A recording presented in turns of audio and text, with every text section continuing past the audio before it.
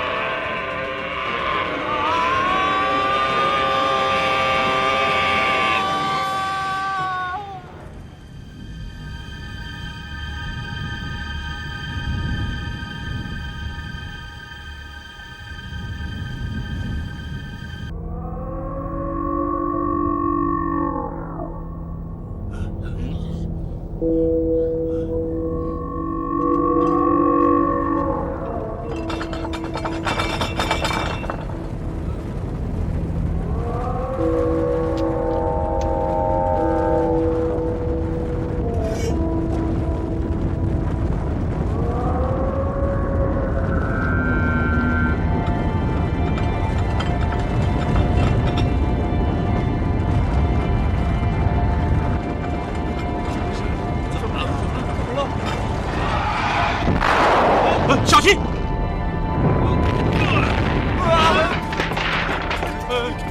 弟兄们，大家不要乱，冷静一点，冷静一点。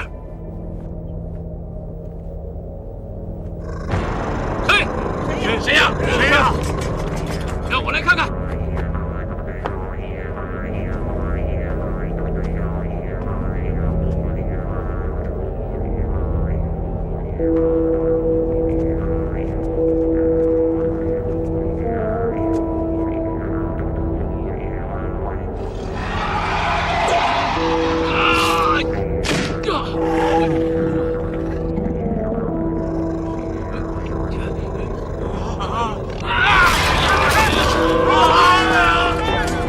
各位请冷静，都别动。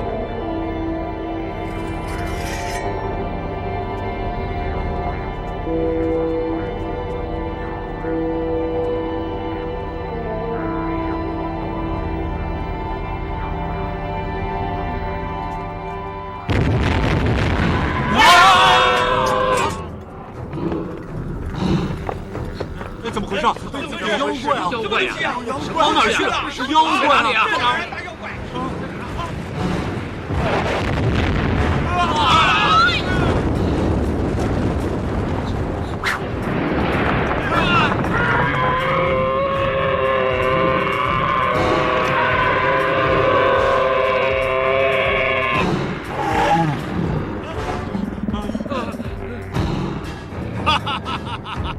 凭你们几个就想去救岳飞，不自量力！西域神魔，不错，你受死吧！上！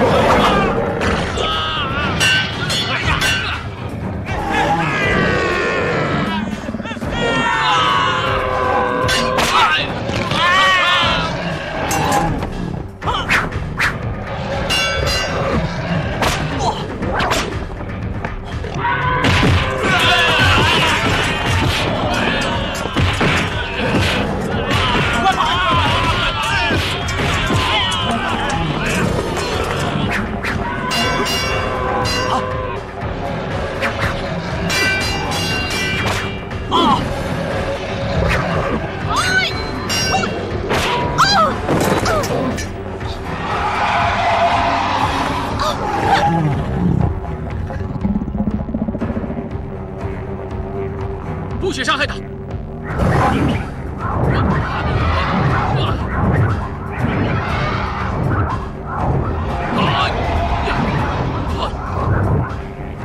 一前辈，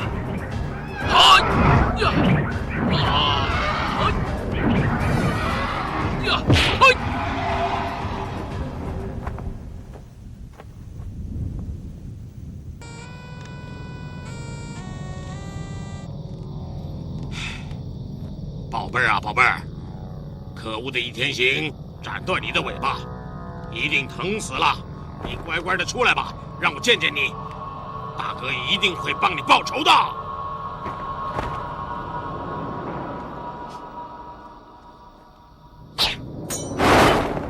谁？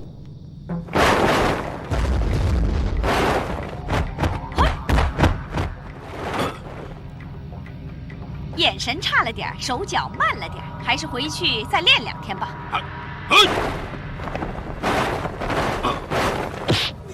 哎呀！血奴，你这个混蛋！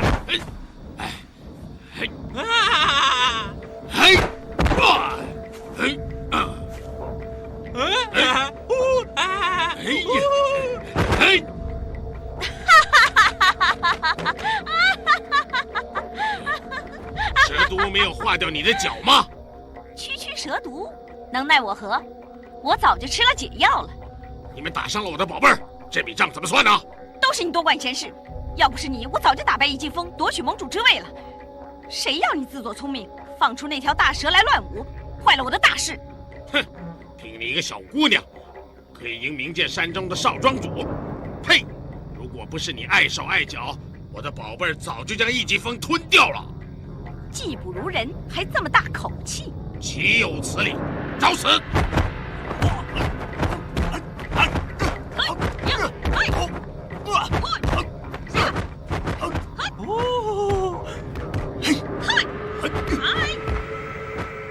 你们总是这么打来打去的，有什么意思呢？只有把剑刺到对方的心窝里，那才叫痛快呢。你们不要停，继续打，不用理我，我只是来凑热闹的而已。打吧，继续打。哈哈，西域4魔来了3魔，我倒是不介意以1敌3，来吧。你这种美人儿，我爱还来不及呢，怎么舍得打你呢？嗨！凑热闹又怎么可以没有我的份？我来也。红娘，他不爱你，我爱你，怎么样？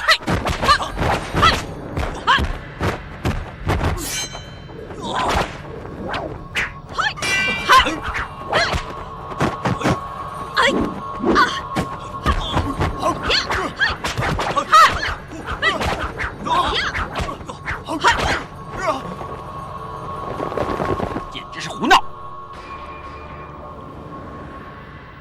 属下不敢。秦丞相委我重任，瓦解江南义军，你们几个都是来帮我忙的。可是现在大事未定，你们却掀起内讧。如果被丞相知道了，定会怪罪我办事不力，到时候你们也没有好日子过。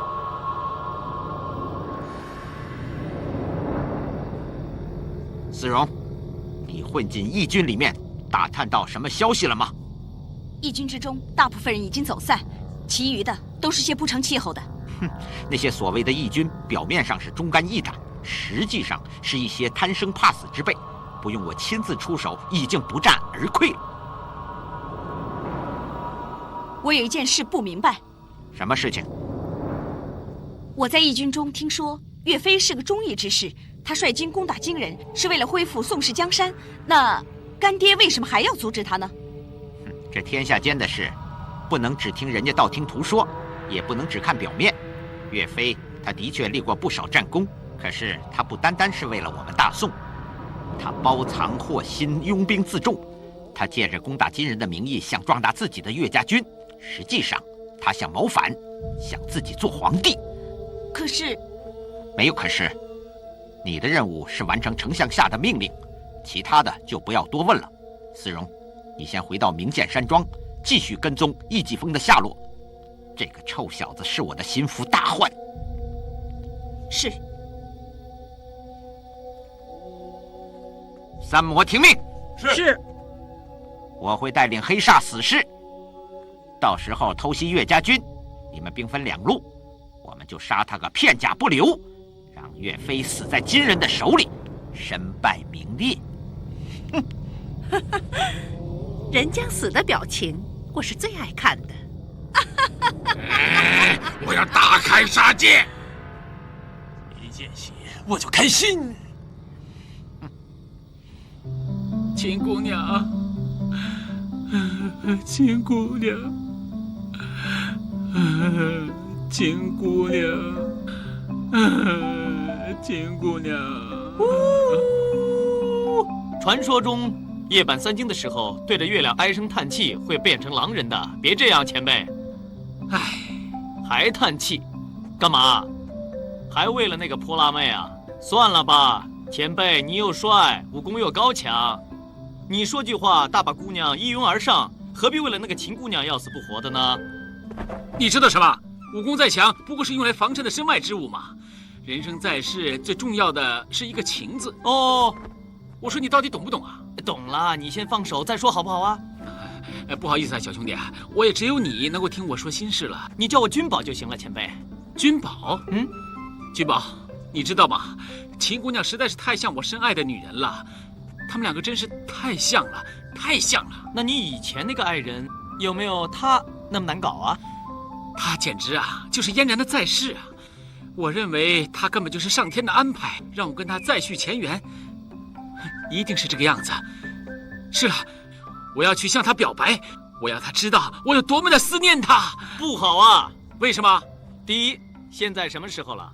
她应该正在睡觉。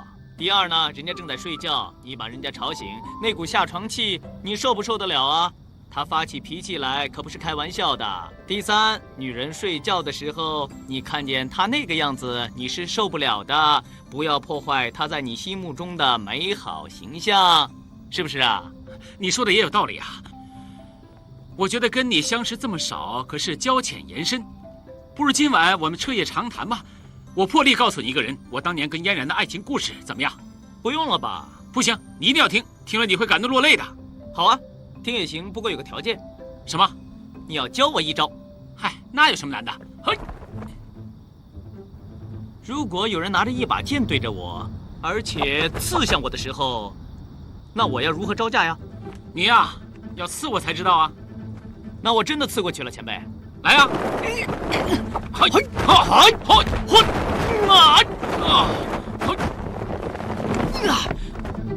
嘿，真是大开眼界啊！前辈，这招叫什么名堂？飞沙风中转。前辈，我没有说错吧？哈哈哈哈！识货，识货，说得很准呐。这是明剑山庄天剑18式中的其中一式。前辈，是否曾在明剑山庄学过艺？嗯。易云是你什么人？他是我爷爷。爷爷？易天凡是你爹了？对啊。好，哈哈哈哈！你果然是一表人才啊！前辈，你的意思是什么？不要再问了，问我也不会告诉你，就当我是在明剑山庄偷学的吧。前辈，我不是这个意思。不要再说了，明剑山庄根本就是沽名钓誉，不值得一提。前辈，哎，少说一句嘛。今天明月当空，我们不如把酒言欢，切磋武学，好不好啊，前辈？你自己切磋吧，我没有心情。哎，前辈，都是我不好，又得罪人了。这不关你的事。他这个人就是这么奇怪。不过他那招什么，真是厉害啊！飞沙风中转。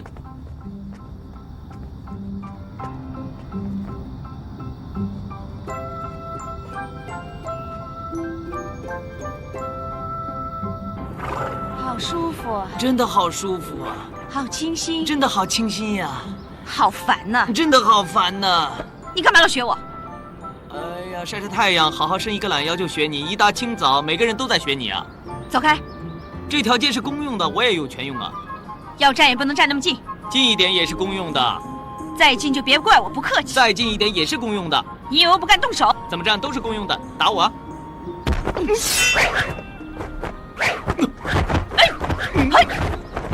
飞沙风中转。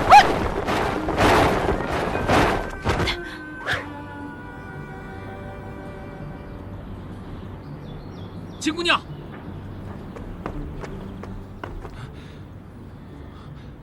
前辈，你那招飞沙风中转真的很厉害啊！你有没有受伤？你太过分了！原来是你教给他的。我教他的时候，不知道他会拿来对付你啊！你们俩是一伙的，我不会放过你们的。君宝，你干嘛拿我教你的武功对付我的心上人呢？谁是你心上人？我觉得一看到你呀，我就已经决定跟你一生一世永不分离了。你有病！对，我是有病，我已经得了相思病。秦姑娘，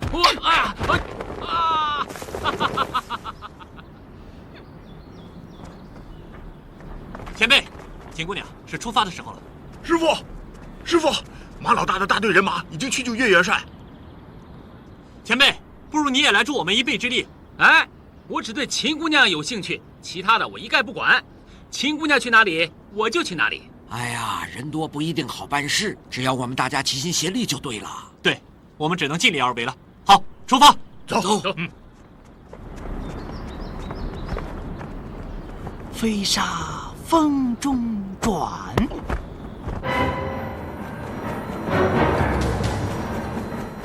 加快脚步，我们要比一级风先救出岳元帅，快！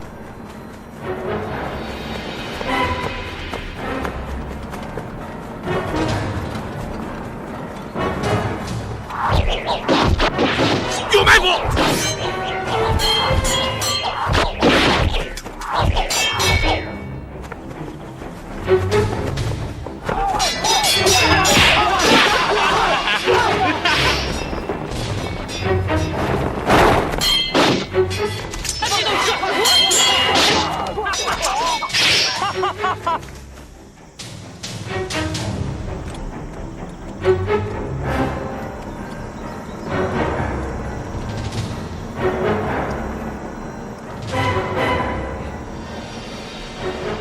前辈啊，小心看路，不要只看人呐。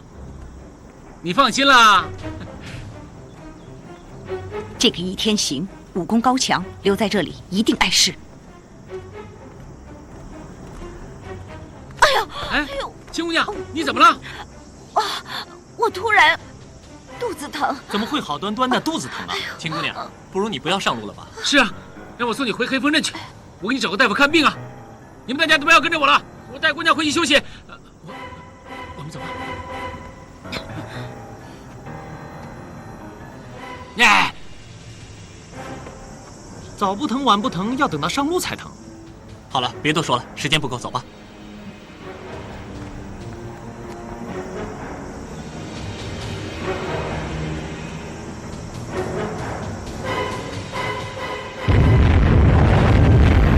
不好，有埋伏！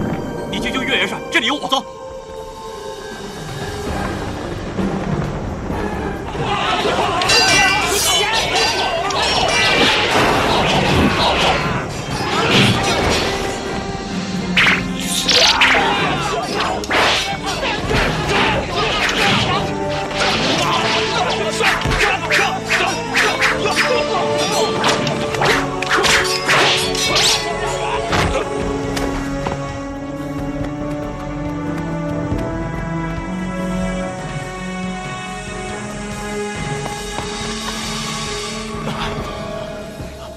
师傅，我看没有人追来，这个地方应该安全了。有人知道岳将军在哪儿吗？哎呀，危急时刻，易大侠寄希望于我们，我们却一筹莫展，难道真是天王大宋吗？君宝，你们在这儿啊？哟，真狗仔啊！你飞得高，飞得远，你帮我们飞上天，看岳将军在哪儿啊？想找岳将军，跟我来啊！你知道他在哪儿？大家跟我走。哎，你知不知道岳将军在哪里啊？我不知道，不过我的小鸟知道啊。不是吧？我们居然相信一只小鸟啊！太天方夜谭了吧？我警告你，那只不是小鸟，它是我的朋友。有的时候啊，花鸟鱼草也会有灵性的，姑且一试吧。还是前辈识货，走吧。我们果然没有找错路啊！岂有此理！冲出去救岳将军，好不好啊？好，对上！我们为什么不上啊？我们从来不做无谓的牺牲，对不对啊？对，我也不做无谓的牺牲。对，万一君宝死了，我们留着有用之身，好替他打斋超度啊！驾！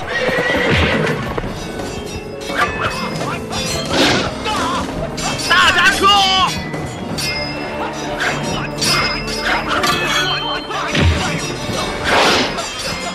保护元帅，快！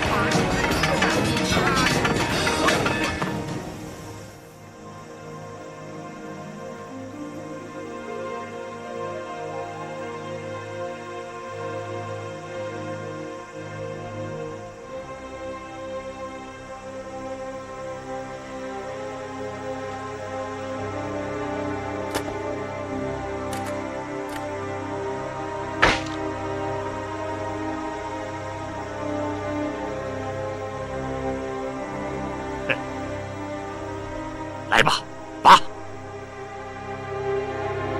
岳元帅，忍着点，放心。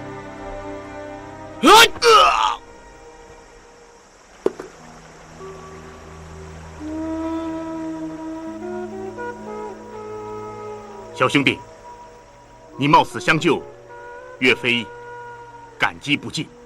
岳大将军，我什么都不懂。不过我听人家说，如果你回朝的话，肯定是九死一生。为什么你还要回去啊？我不能不回朝。皇上已经下了11道金牌，召我回去。我如果不回去，就是抗旨。明知死定了，你还要回去？小兄弟，你仔细想一想，如果我不回去，人家会怎么说我？说你抗旨，说你是叛国贼。不错。哼，我岳飞宁死，也不留给敌人这个借口。我岳飞是功臣，还是叛徒？哼，后人自有公论。但是国家需要岳飞，百姓依赖岳飞，你不能回去送死啊！奉天承运，皇帝诏曰：金班12道金牌，召岳飞即刻回朝。小兄弟，在我的盔甲里面有一个包袱，你务必帮我把它交给飞龙将军。什么？飞龙将军在哪里啊？是男的还是女的？在哪儿可以找到他？我没有时间跟你解释，事关重大，这可牵涉到大宋江山的命脉，你务必要完成任务。飞龙将军只要一看见这个东西，他什么都会明白。小兄弟，啊，你务必要帮我把他送过去，不得有误啊！放箭！啊！救命啊！救命！救命啊！岳飞，竟敢抗旨，休怪我对你不客气。哼！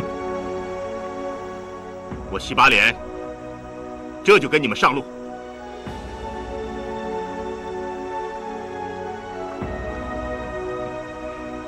小兄弟，看见我背上的4个大字了吗？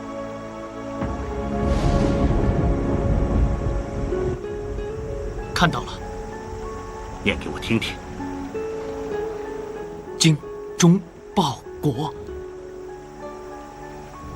精忠报国。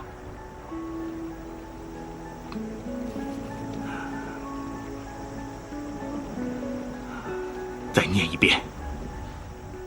精忠报国。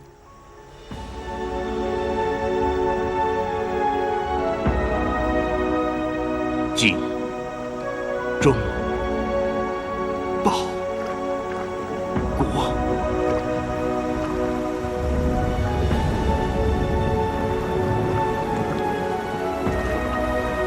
岳将军，请。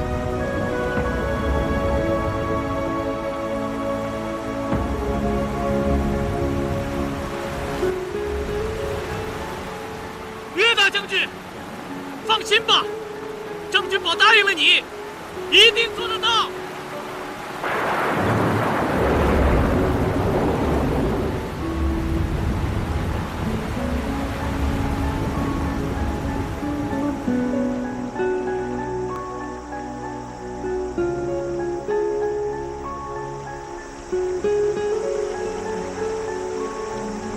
藏宝地图，不可能吧？黄金、兵书，不可能啊！肯定是武功秘籍。地图，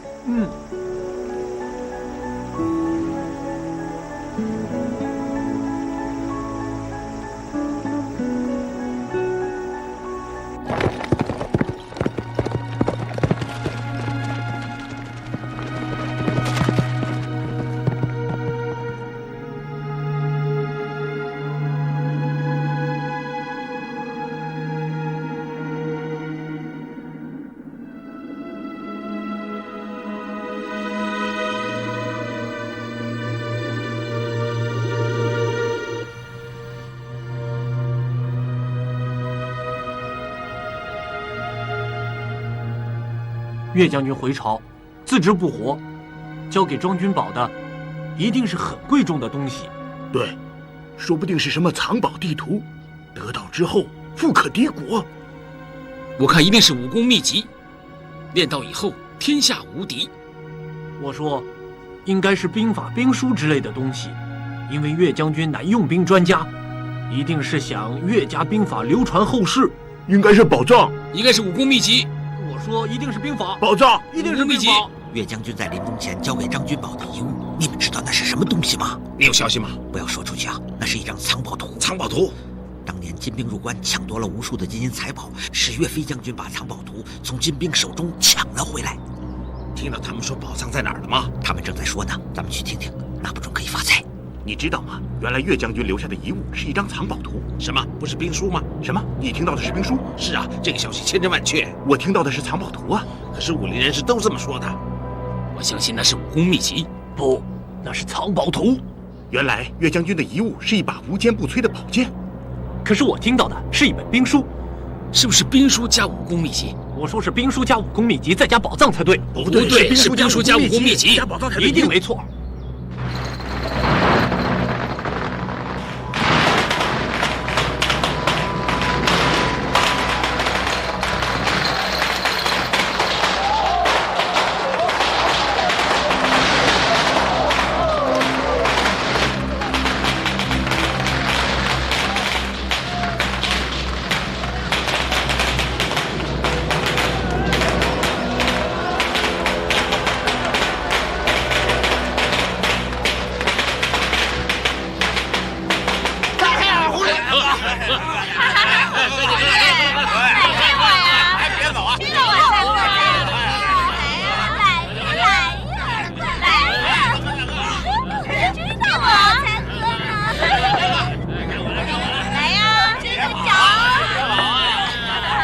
你们玩够了没有？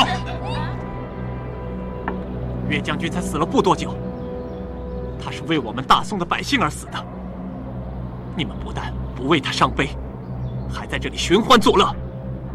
我今天不教训教训你们，怎么对得起岳将军的在天之灵呢？说得好！臭丫头，我们在这寻欢作乐，关你什么事儿？还出手伤人！来了这么久，只看见你们在这花天酒地、醉生梦死，从来没有听过一句义正辞严的话。易大侠，就让我们打个痛快吧。好。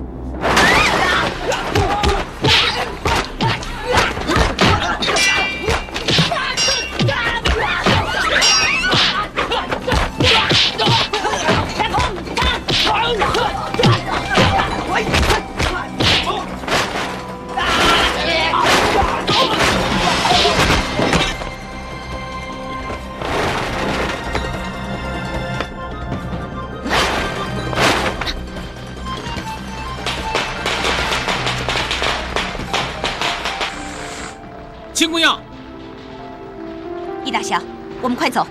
为什么？不用问了。秦姑娘，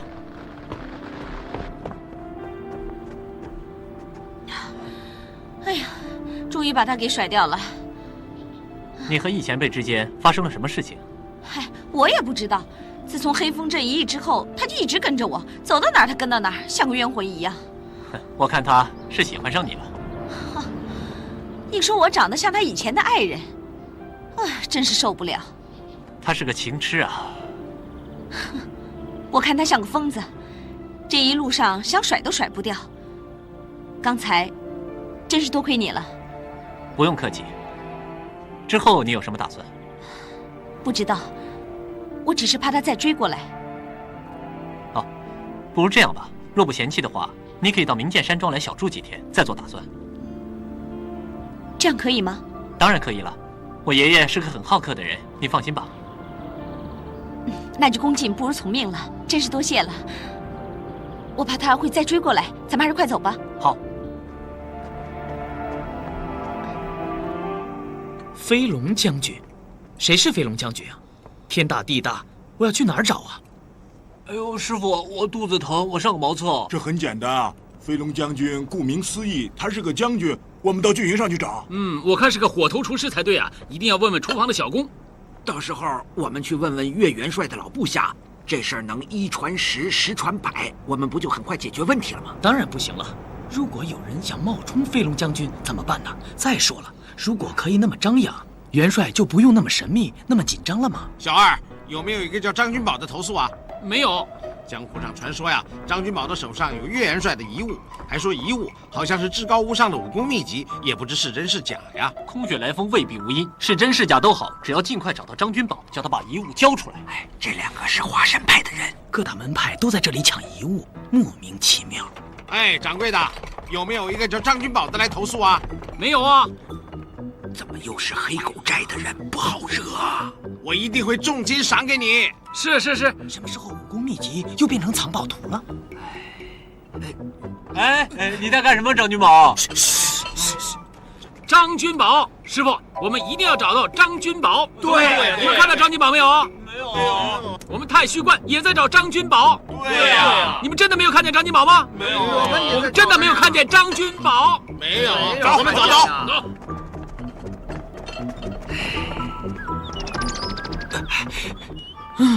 糟了，早知道我就不要那么轻易答应岳将军，现在惹得一身腥啊！那么没志气，算我不认识你，啄你一口！哎呦！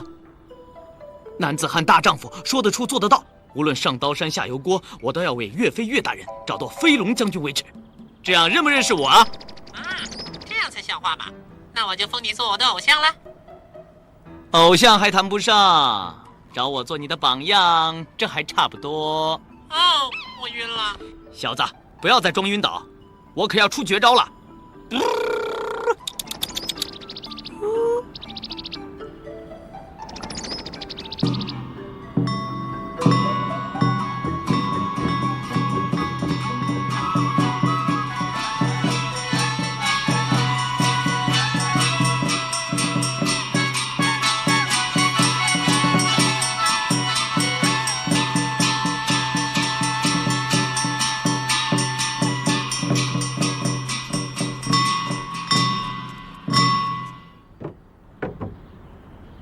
小姐，为什么要停下来？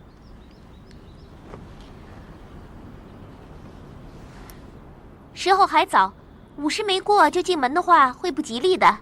大家先休息一下吧。做新娘还这么嫌东嫌西的。哇，1号签呐！1号签。那这么说，是上签了？是啊，那我就祝福你嫁到一个好人家喽。你怎么拿我的上签剔牙啊？还给我！不好意思啊。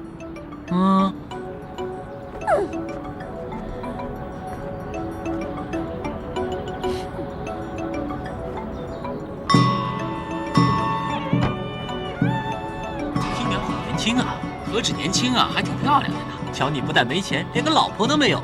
人家张涛家里家财万贯，再娶几个妾都可以。张涛不就是我爹吗？我爹娶妾，那他不就是我后母？那我娘不就很惨了？我不要当拖油瓶！呀，怎么那么多乞丐啊？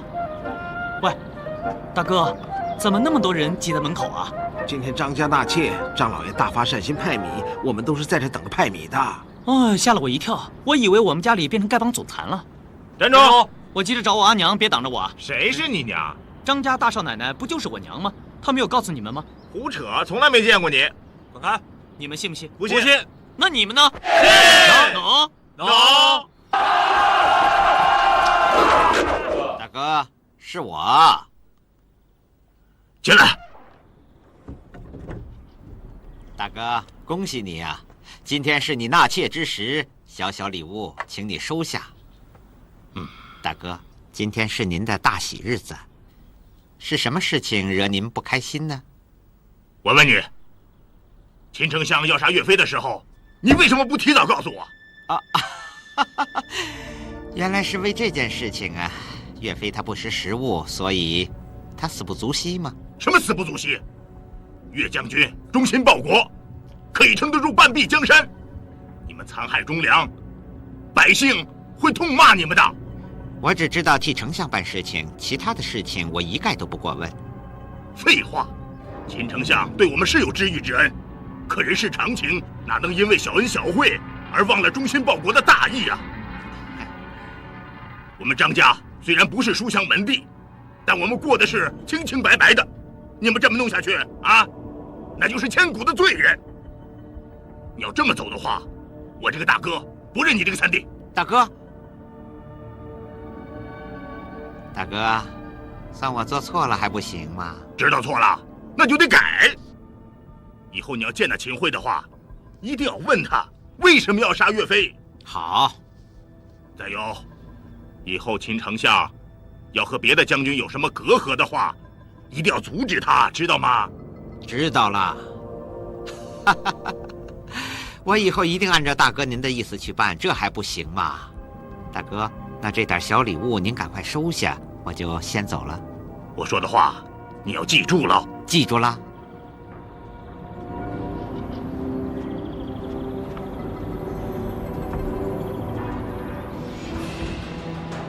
谁？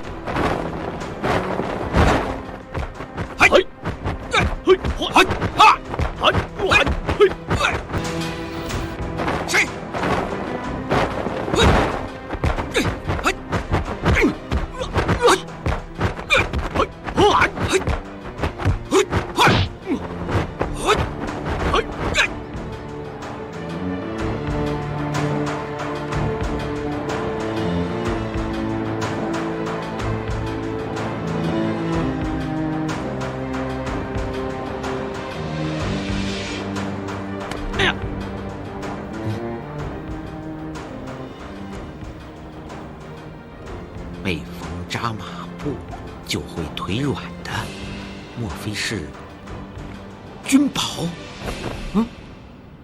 莫非你就是我爷爷的媳妇儿的公公的儿子的叔叔三叔啊？君宝，三叔，君宝，哎，好久不见了，你长大了，而且功夫也有所长进。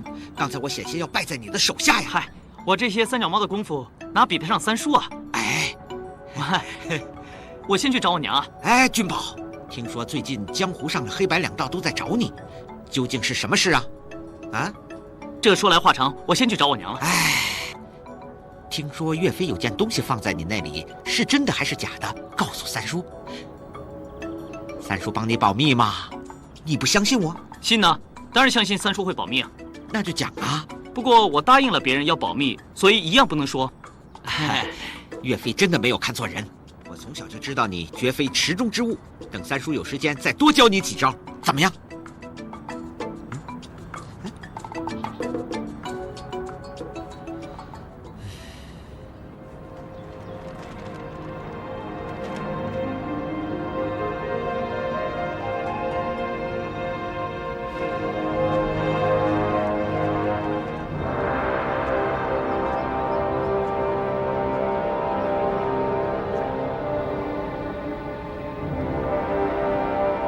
岳将军的在天之灵，如果知道明剑山庄的上上下下都在为他披麻戴孝，他一定会很感动的。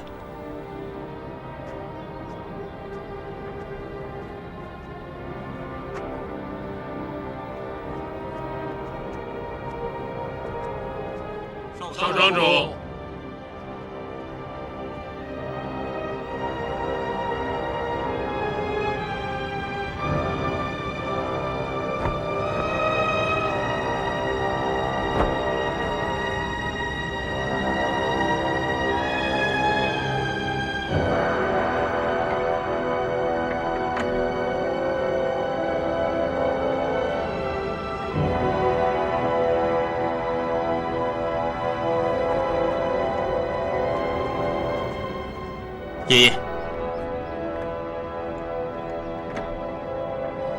岳将军，你虽然壮志未酬，已被奸人所害，不过义云答应你，只要依稀尚存，明剑山上下一定会完成你的志愿，驱逐金人，还我河山。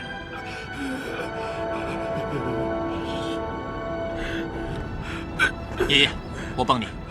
不用，拜祭岳将军，我不要你帮。庄主放心。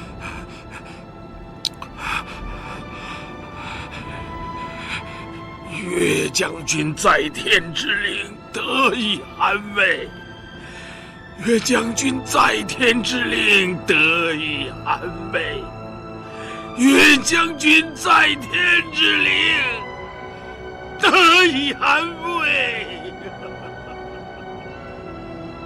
这次营救岳将军的行动失败了，都是我计划不周，才让秦桧这个奸贼有机可乘。爷爷，我向您请罪。秦桧这恶贼欺君瞒上，陷害忠良，人人得以诛之。不过，我怎么能全怪你呢？所谓谋事在人，成事在天。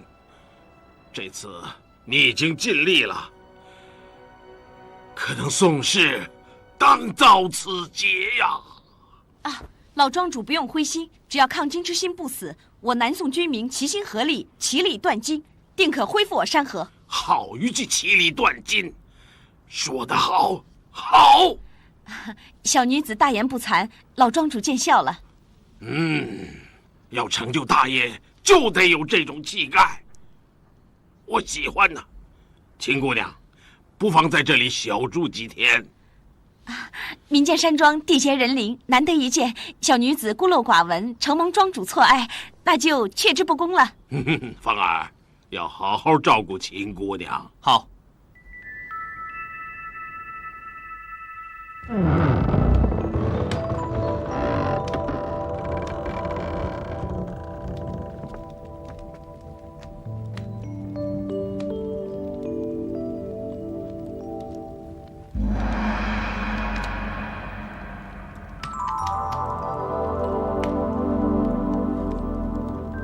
这8把宝剑是山庄的镇山之宝，也是名剑山庄的象征。早就听说名剑山庄收藏很多宝剑，今日一见，果然名不虚传。这里是山庄的禁地，是爷爷练功静思的地方，一般人是不可以进来的。哦，那我岂不是冒犯了圣地？你是山庄的贵客，怎么是冒犯呢？再说，爷爷他也不知道。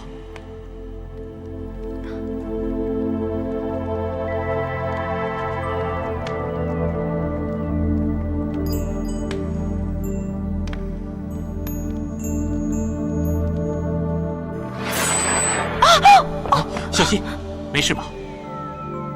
怎么会是这样？爷爷曾经说过，如果内功不足的话，是无法驾驭这些剑，而且会被剑弄伤的。怪不得，我从来没有遇过这么强的剑气。我希望有一天能够驾驭它们。哎，对了，我带你到铸剑房去看一下，那里有更多的神兵宝甲。为什么会做这些东西？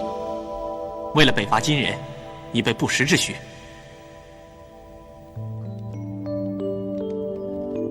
爷爷，你今天忙了一天了，一定很累，还是早些休息。不累，芳儿，秦姑娘和你好像很投缘嘛。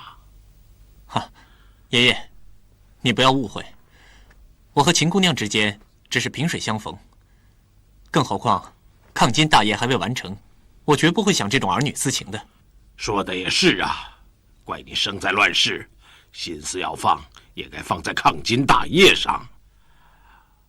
芳儿，你不会怪我把这么重的担子交给你吧？爷爷，你教我不要忘记靖康之耻，我发誓，我从没有忘记过。你这么想，我就放心了。对了，爷爷，今天我在路上遇到一个高手，他武功非凡，而且还救了我。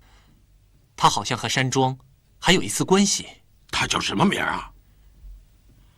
易天行。他也姓易，会不会是？你不要再问了，以后不要再提起这个名字。可是爷爷，不许再问了。把那个请柬给我拿来。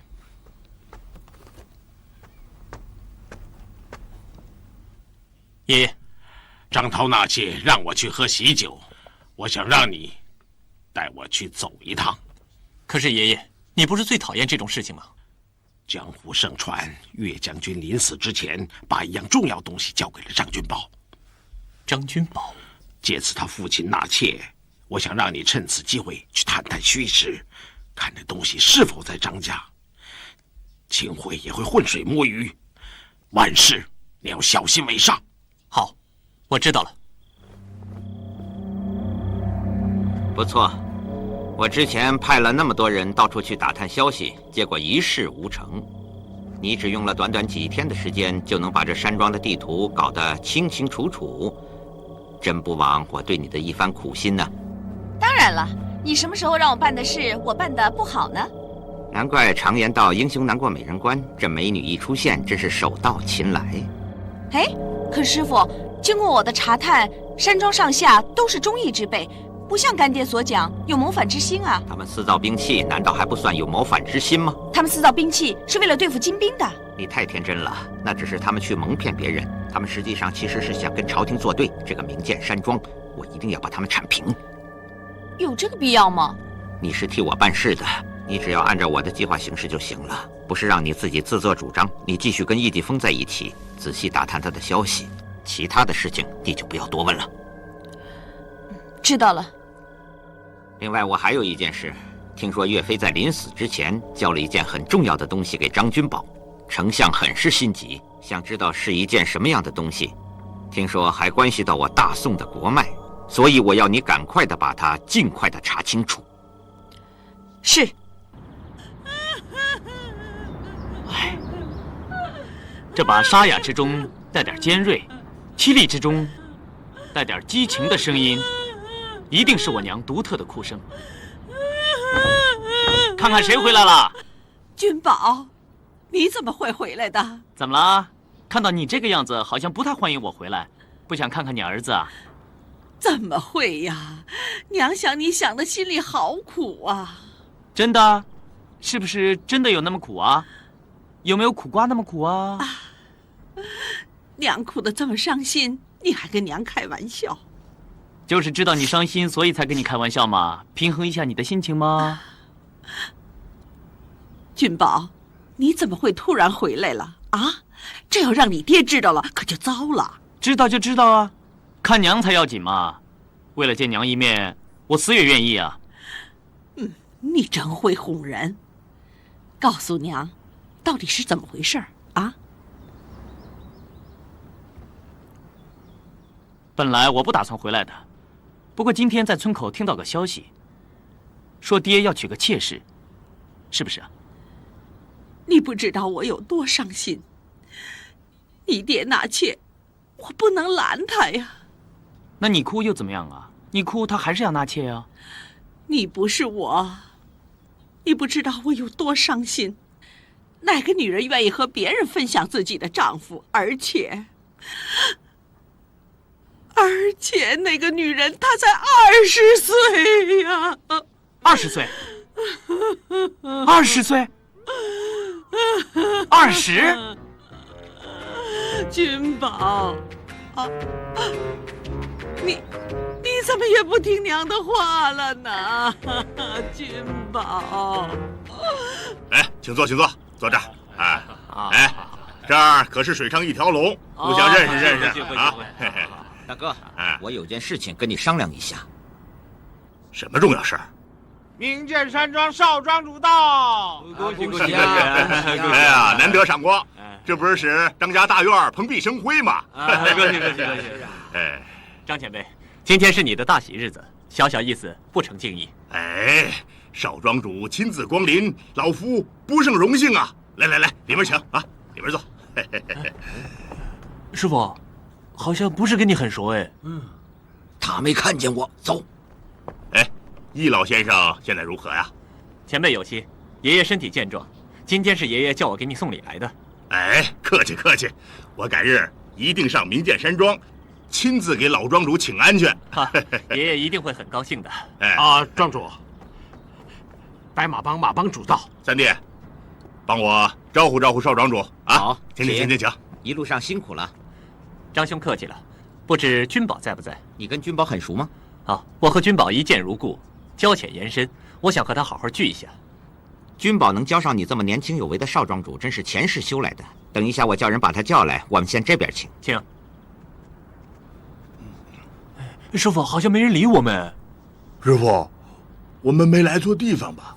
怎么能来错地方啊？来，找地方坐。好。起来，坐嘛！这不是你坐的地方，要坐也得我坐。对，师傅坐的地方，进去坐。哪弄来的？我自己带的嘛。我怕我们来了，人家不管我们饭吃嘛。你真是越来越聪明了啦！爹真是不像话，几十岁的人还那么风流，一定要劝劝他，要不然娘一定会哭死的。这把凄厉中夹杂点少女情怀，悲凉中带点含苞待放的哭声，莫非是？需要帮忙吗？你进门通知我一声，就已经是帮忙了。又是你，你是谁啊？小的姓张。莫非你是我老公？没错。没想到这么年轻的。跟我爹比起来，我当然年轻了。今晚跟你入洞房的不是我，是我爹。那你是我儿子？我呸！我只有一个娘而已，你顶多是我的后母啊。告诉我，为什么哭啊？言难尽。你坐过去一点再哭好不好啊？你告诉我，你是不是被迫嫁给我爹的？不是啊。怎么会不是啊？你那么年轻，做我妹妹都嫌小，怎么会喜欢嫁给一个老人家啊？你不用怕，告诉我，我帮你出头，我陪你去报官，告我爹强抢民女，非法禁锢。哎，好像有点不对啊，那个可是我爹呀，怎么告啊？我命中注定会嫁给张家，我哭也不是为了这个。这样也好，我才不会那么为难啊。那你干嘛哭得像杀猪一样啊？因为我抽的以前是下签啊，我命中注定会克死丈夫。不对啊，你刚才明明抽到1号上签的。哎呀，那是为了我家猫咪，问它会不会生龙凤胎。可是我自己求的却是下签，这么年轻就要当寡妇，要守寡，我不要了。那你可以不要嫁给我爹啊。那我就会死于非命，嫁是他死，不嫁是我死，你叫我怎么办啊？这是你的看法，我的看法就是别相信这些迷信的东西。我只知道你一定不要嫁给我爹。我一定要嫁，一定不可以，一卦不着。我看未必啊。少奶奶，用饭了。少奶奶，来福来喜给您送饭来了。来福来喜，开门了。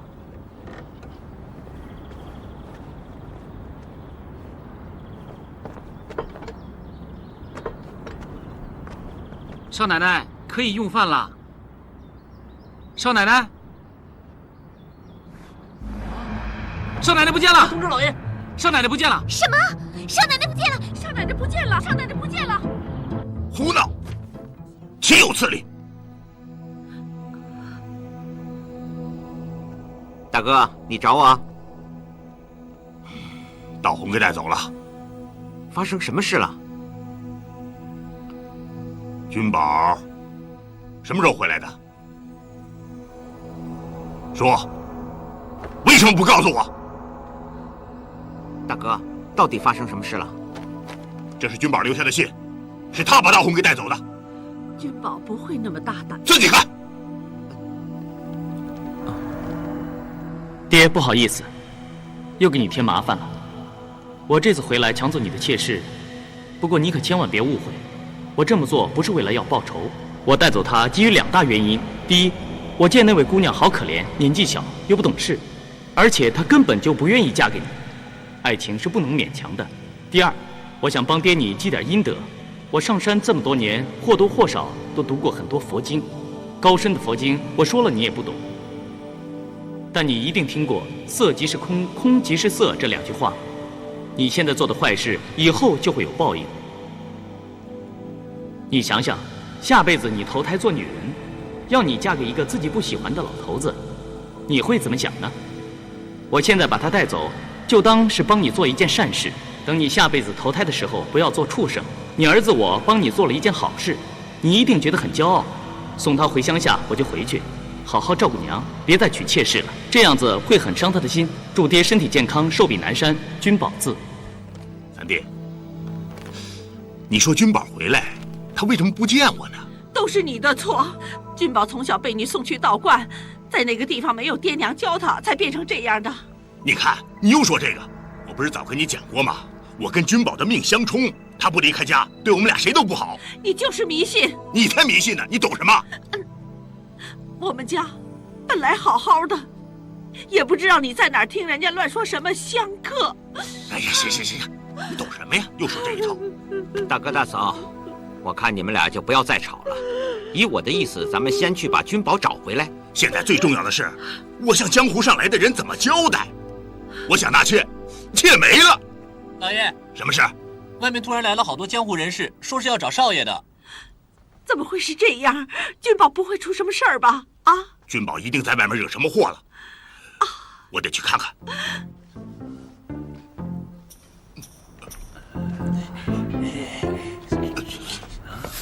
是否刀啊？有剑呢，危险！我看今天这里有点悬，八成要出事儿。走，出去透透风。好。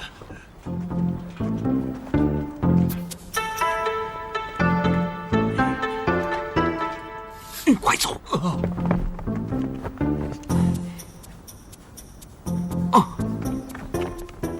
易公子。哦，大长是贫道太虚子。太虚观首徒宋远桥，徒弟于太炎，徒弟张松溪。对不起，我们易公子一定是贵人多忘事，我们在黑风镇有过一面之交啊。哦，幸会。哎，今天这儿可真热闹，里面的人他们到底什么来路啊？我也不太清楚，不过我相信，他们绝对斗不过张氏兄弟的。哎，今天又有好戏看了。为什么？张氏兄弟名震江湖，谁人敢惹呀？这帮人敢在张涛大喜的日子找上门来挑衅，你看张家会怎么对待他？但是那个什么的来了。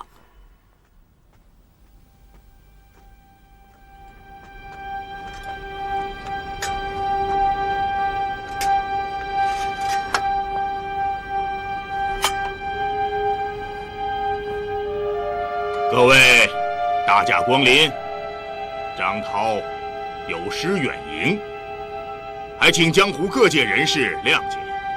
别在那咬文嚼字了，我们这些兄弟都是道上的兄弟，没念过几天书，你说的这几句话，我们有8成都听不懂。对不起，今天是我们张家喜庆的日子，你们不是来喝喜酒的吗？很惭愧，我的喜事延期了。我才不管你办喜事不办喜事。那你们来我们张家，目的是什么？好，开门见山，有话直说，我们是来找人的。哎呀，原来你们这些人到我们张家不是来喝喜酒的，是要找人。那说说找谁吧。我们是来找张君宝的。找我儿子干什么？把他叫出来，不就知道原因了吗？我们张家虽然不是武林世代传人，但我们在武林当中是很有声望的。你在这儿咋咋呼呼的，就不给我一点面子？给不给面子，要看你那宝贝儿子肯不肯把东西交出来。什么东西？少装蒜，把张君宝给我交出来！你跟我并没有什么交情，如果今天不是我张家办喜事的话，我早就把你轰出去了。怎么，跟我耍架子？那要看你有没有这个本事了。跟我撒野！狮吼功。我看你们谁还敢跟张家作对！张兄，你想是不是？不是，我们来这儿的目的不是为了挑衅闹事，我们只是想让令公子张君宝交出岳将军的遗物而已。我儿子什么时候又跟岳将军扯和在一起了？这你难道不知道吗？我们张家向来跟朝廷没有任何关系。再说君宝一直躲在山里修炼武功，他不太可能跟岳飞扯上什么关系。是不是你们武林当中搞什么误会了？误会不误会？只要你们张君宝出来，事情不就真相大白了吗？他不在家，